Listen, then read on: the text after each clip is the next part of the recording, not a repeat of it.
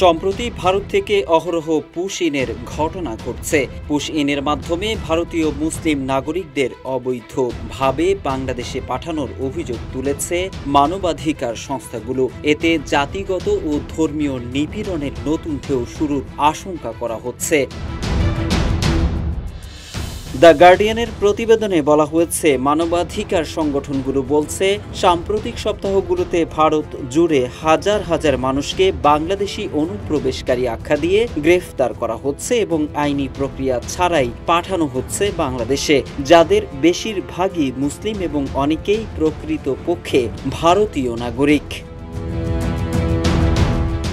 আইনজীবী ও ভুক্তভোগীদের বক্তব্য থেকে জানা যায়, বন্দীদের কেউ কেউ যখন বাংলাদেশে পুশব্যাকের বিরুদ্ধে প্রতিবাদ করে তখন বিএসএফ সদস্যরা তাদেরকে অস্ত্রের মুখে সীমান্ত পাড়ি দিতে বাধ্য করে।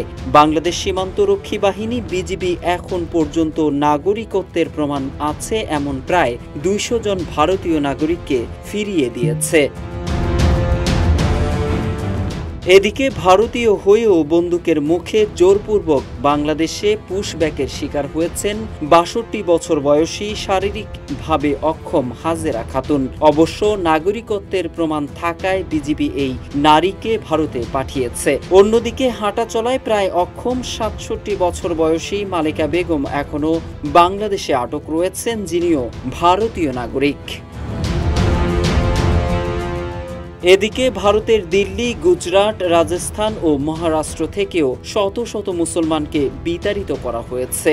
গুজরাট পুলিশ গ্রেফতার ৬৫০০ জনকে বাংলাদেশি নাগরিক দাবি করলেও সেখানে প্রকৃত বাংলাদেশি ছিলেন মাত্র ৪৫০ জন। সবচেয়ে বড় ধরপাকড় হওয়া আসামে সম্প্রতি আটক হওয়া প্রায় ১০০ জন মুসলিম নিখোঁজ রয়েছেন বলে জানিয়েছেন মানবাধিকার কর্মীরা। গার্ডিয়ান জানায়, আসামে মুসলিমদের বিদেশি ট্রাইব্যুনাল এ হাজির করে প্রমাণ দিতে বলা হয় যে তারা ১৯৭১ সালের আগে ভারতে এসেছেন। হিন্দু, শিখ সহ অন্যান্য ধর্মাবলম্বীদের অবশ্য এই বাধ্যকতা নেই। আসামের বিজেপি নেতা হিমন্ত বিশ্ব শর্মা বলেছেন, এখন তাদের রাজ্যনীতি হল অবৈধ বিদেশিদের তাড়িয়ে দেওয়া।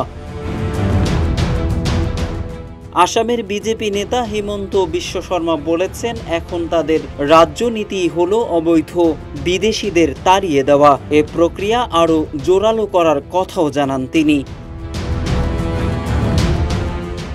বিজিবি মহাপরিচালক মেজর জেনারেল মোহাম্মদ আশরাফুজ্জামান সিদ্দিকী বলেন, ভারতের পুশব্যাক নীতি মানবাধিকার নীতির সম্পূর্ণ ব্যত্যয়। এটা আন্তর্জাতিক আইন ও ভুক্তভোগীদের মর্যাদার পরিপন্থী।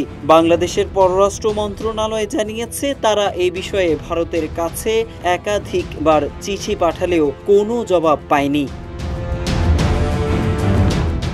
এদিকে বিজেপি সরকার বহুবার ভারতের ২০ কোটি মুসলিমকে নিপীড়ন, হয়রানির কারণে অভিযোগের মুখে পড়লেও তা বারবার অস্বীকার করে আসছে। মূলত কাশ্মীরের হামলার পরই ভারত সরকার জোরে সোরে মুসলিম বিরোধী অভিযান শুরু করেছে দেশটিতে।